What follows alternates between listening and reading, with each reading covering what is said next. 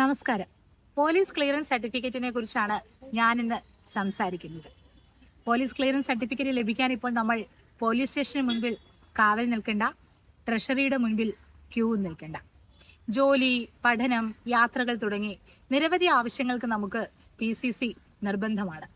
Certificate of non involvement in offences എന്നതാണ് PCC കൊണ്ട് അർത്ഥമാക്കുന്നത്. നമുക്ക് ക്രിമിനൽ പശ്ചാത്തലമില്ല, നമ്മൾ ക്രിമിനൽ കേസുകളിൽ പ്രതിയല്ല എന്ന് പോലീസ് സാക്ഷ്യപ്പെടുത്തുന്ന സർട്ടിഫിക്കറ്റാണ് PCC.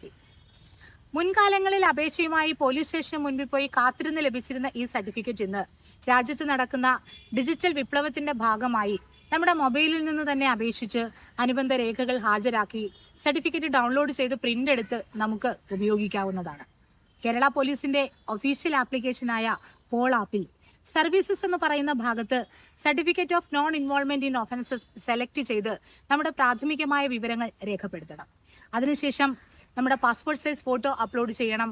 ഫോട്ടോ പതിച്ച തിരിച്ചറിയൽ രേഖ, മേൽവിലാസം തെളിയിക്കുന്ന രേഖ എന്നിവയോടൊപ്പം എന്താവശ്യത്തിനാണ് നമ്മൾ ഈ സർട്ടിഫിക്കറ്റ് ആവശ്യപ്പെടുന്നത് എന്നതുകൂടി രേഖപ്പെടുത്തണം.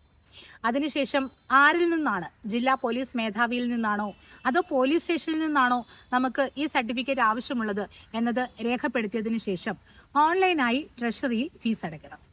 മുൻകാലങ്ങളിൽ വളരെ സൗജന്യമായി ലഭിച്ചിരുന്ന ഈ സർട്ടിഫിക്കറ്റിന് ഇന്ന് 610 രൂപയാണ് നമ്മൾ ട്രഷറിയിൽ ഫീസ് അടയ്ക്കേണ്ടത്.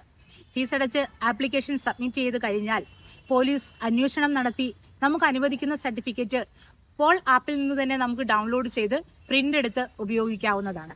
വളരെ ശ്രദ്ധിക്കേണ്ട ഒരു കാര്യം, വിദേശ രാജ്യങ്ങളിൽ ജോലിക്കോ പഠനത്തിനോ യാത്രകൾക്കോ ഒക്കെ വേണ്ടിയിട്ടാണ് നമ്മൾ PCC ആവശ്യപ്പെടുന്നതെങ്കിൽ അതിനുവേണ്ടി നമ്മൾ സമീപിക്കേണ്ടത് റീജിയണൽ പാസ്പോർട്ട് ഓഫീസിനെയോ പാസ്പോർട്ട് സേവാ കേന്ദ്രത്തെയോ ആണ് എന്നുള്ളതാണ്.